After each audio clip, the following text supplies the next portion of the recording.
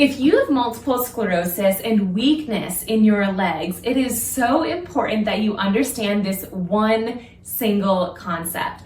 And that is, if you are practicing lifting your leg or straightening your knee or lifting your ankle, really any movement at all, it's so important that you are basing your success not off of how much movement you see, but rather the amount of effort that you are putting in. Not understanding this concept can often lead to feeling like you're a failure and feeling like this exercise isn't good for you, even though it might be the perfect exercise to help you improve your walking, your standing endurance, your walking on even and uneven ground, you name it. So I'm going to break that down for you. Before I get into demonstrating exactly what I mean by how much movement or how much effort you're putting in, I just want to quickly recap what neuroplasticity is. Neuroplasticity is the ability of our brain to strengthen our neural pathways or find brand new neural pathways.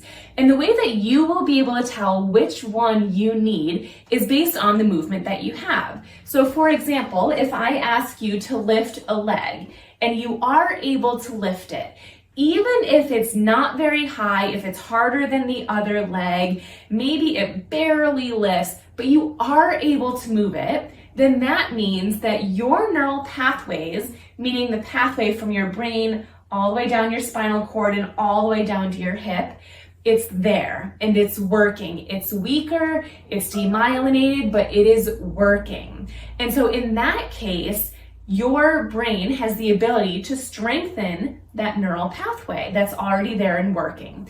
But if I were to say, go ahead and lift your leg up and no movement happens, literally nothing, you don't see or feel anything happening, then what that means is that your neural pathway, the one from your brain all the way down to your hip muscle or any muscle in your body, is not working, likely due to demyelination. And the cool thing about this is that whichever category you're in, there is possibility for improvement, whether we're going to strengthen the pathway that's already there, or if you had no movement at all, that means that your brain is going to find a new way, a new pathway to get from your brain down to your hip muscle or your knee or your ankle or any muscle in your body.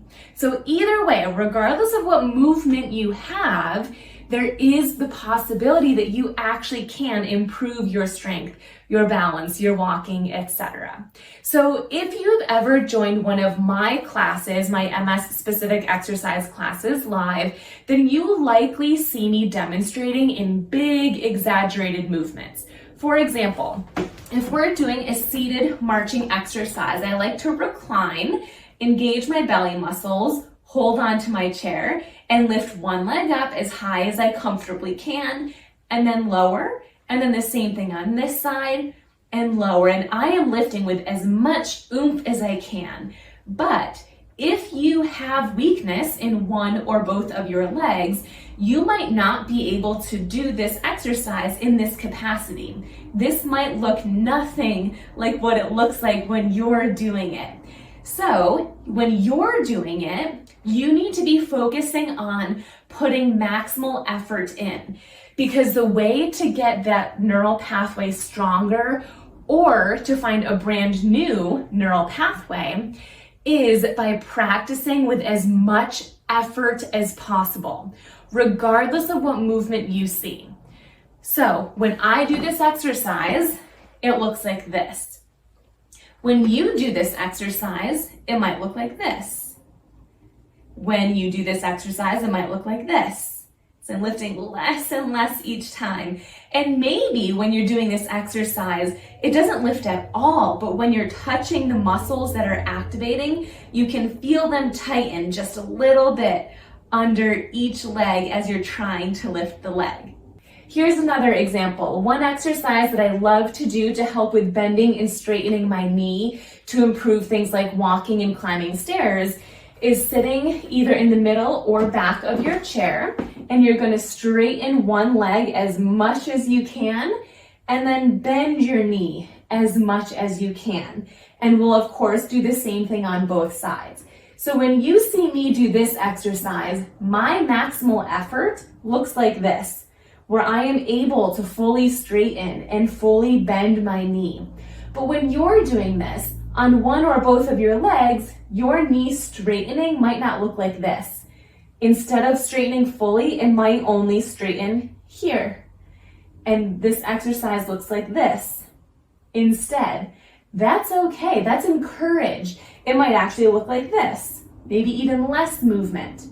The thing to know here and the thing to ingrain in your memory is that the amount of movement you see truly does not matter. The way to strengthen your neural pathways and find new neural pathways to reroute everything in your brain, going from your brain down to all of our muscles, is to continue doing the appropriate functional exercises with as much effort as possible. Another thing this means is that if I'm able to do 10 good quality repetitions of this, you, if you have weakness, might only be able to do 5 good quality repetitions. That's perfect. You do not need to do the same number of repetitions as what you did yesterday or a year ago, or as what the person next to you might be able to do. You should be feeling how much effort you're putting in, and as soon as you can't put that amount of effort in because it's too challenging, stop and rest. You can just stay resting in your chair, you can relax, and then you can go back at it when you're ready, maybe a minute or so later, or maybe it's an hour later. So make sure that you're having as good of quality as possible, but even if your muscles are not moving, still do the exercise. Focus on how much effort you are putting in. A question you should ask at the end of every exercise is, how challenging was that for me? How much effort did I feel I put into each movement? And if your answer is anywhere from 90% to 100% effort, you're good to go. And the same concept applies to standing-based exercises. If I'm able to bend my knee here, that's great, because for me, that's 100% effort. But with you putting 100% effort in, if it looks like this, that's perfect. If it looks like this, also good. If it looks like this, also good. Effort is the thing that you're going for, not the amount of movement. I'm Dr. Gretchen, physical therapist and multiple sclerosis certified specialist. For more exercises that are MS specific and tips, tricks, strategies, and techniques just like this, consider checking out my YouTube channel or my online programs at missinglink.com.